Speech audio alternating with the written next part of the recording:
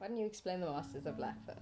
Being born into the society that we were born into. So the insertion point is that, unbeknownst to us, is lack based. So we grow up, we get a steady diet of in how people look at the world and the reality that they tell us of what's true. When they're formulating our who we are, they're telling us about what the world is and what reality is. People don't really have the experience of that we're coming from a place of lack, or that we were born into a frequency of lack. It's not obvious. How did it become obvious or apparent to you? I looked. There's two things that are going on. Is that we don't really feel good about ourselves. Yeah.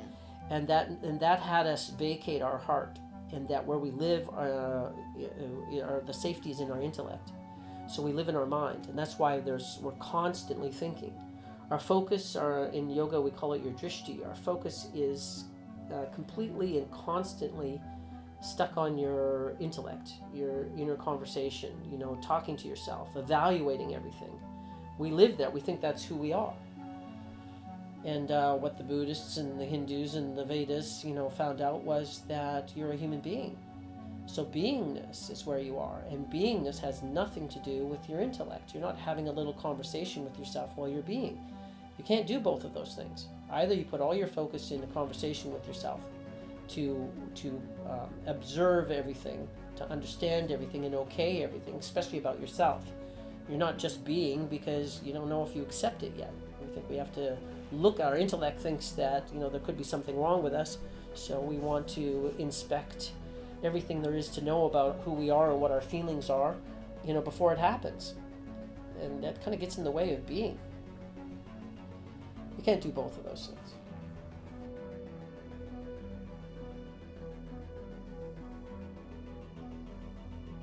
The being that I am, I'm not my brain, I'm not my body, I'm not my thoughts, I'm not my negative thoughts, that's for sure. So if I'm not those things, then I get to look at them from a place of, it really comes from my inner world. The subtle body is what we call it in yoga.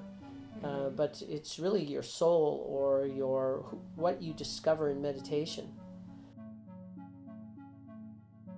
It's usually the first process in transformation, to be able to, in our yoga terms, we move our drishti, our attention, from between our eyes and our intellect and down into beingness and feeling. And it's really your experiencing.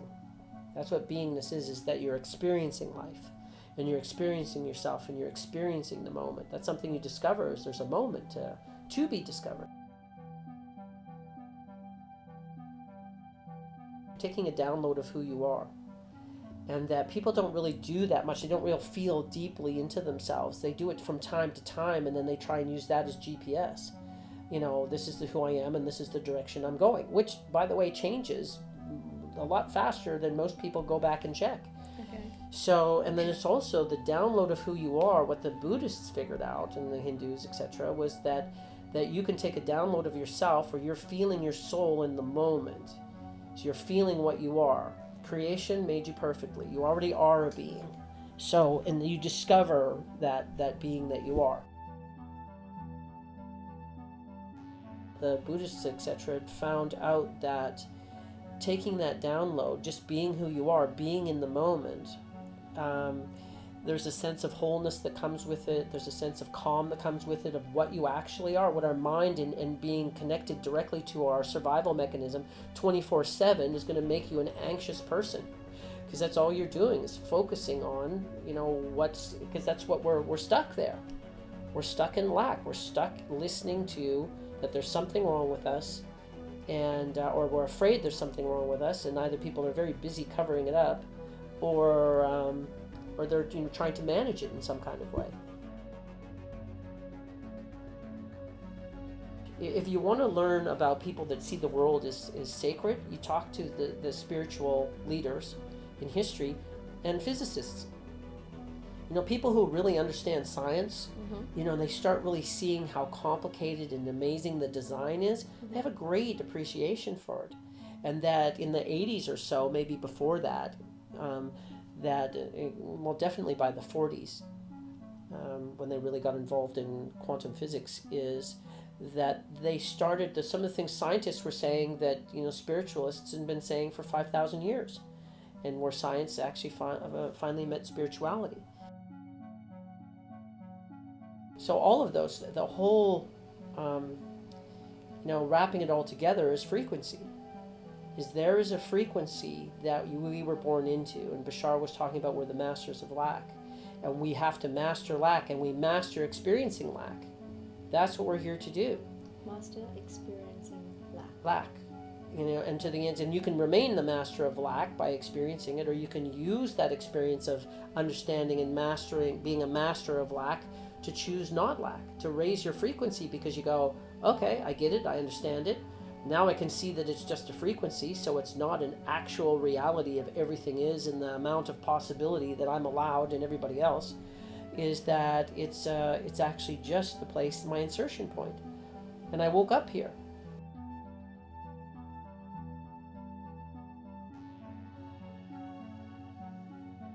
Not be afraid and turn to stone. Yeah, well, the opening Pandora's box is that if you opened it, that you would turn to stone. Okay. Yeah, and that so people are afraid to open the box of who they are, because then they will find out if we're afraid there's something wrong with us. But if we really go through the granular exploration of who we are, we can find some evidence. Empirical was the word I was looking for. We can find some empirical evidence that there's really something wrong with us. And we can survive and work through that there might be something wrong with us, but we can't find out a piece of empirical evidence there's something wrong with us. So that's what keeps people out of looking in there too deeply, because they can't, when they do look, oftentimes they just go in circles and tire themselves out and drive themselves crazy. Or that they're afraid, so they don't even open the box, or they open it a little bit and then close it, because they're really afraid to find out that like when you look inside and we look at our conversation and how we feel about ourselves, is that it's confusing and it's unpleasant. And that's what lack is. It's unpleasant. And that if nobody's ever taught you about what those feelings are, and what that we're adding meaning to our reality in every given moment. Everybody adds their own meaning to what just happened to come up with a reality. And we don't always agree. Well, actually, very rarely we agree. So we all have, that brings us to there's 7.5 billion perceptions of reality on this planet.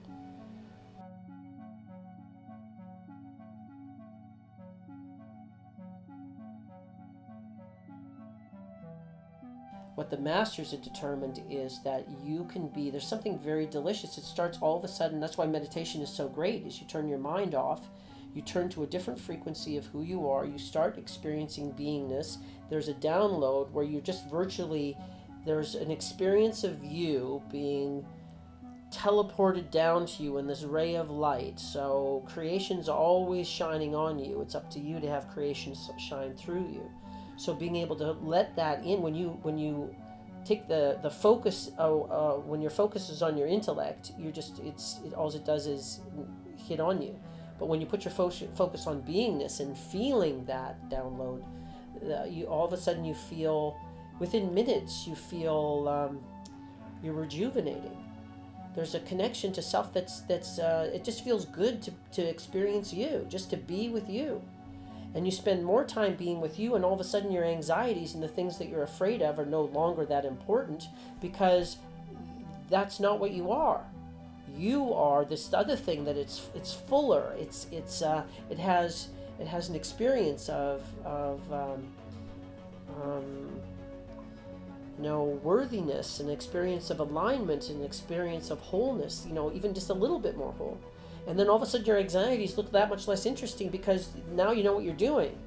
See, if all that you've got is your anxiety, then what are you doing? Now you're just trying to create your life from trying not to be that, and usually trying to create something where you can feel better about yourself ultimately. It's actually perfected anything around the human condition, and being able to realize that conversation that they're having with themselves isn't useful, It's good when you have danger, and it might have some utility when there's something to be afraid of. But being locked into that 24/7 is probably not a really good place for us to hang out. So the antidote with that is the masters had realized if they spend any time in the download of the experience of who they are, that it felt so good, they went, well, why would we leave here? So they didn't. So their whole practice was being able to not leave that space to not get suckered back into fear. So then the masters got to see the sacred in that. They got to see the sacred in themselves. They got to see the sacred in all that is. And then they got to see that there's a sacred moment. It's the place that they experienced all those things from. And the sacred was just a frequency. So we were born into the frequency of lack. And they discovered that that is artificial. And they discovered that there's in between lack and sacred, there's a lot of levels. And most of them are way better than lack. If you're moving up, it's better.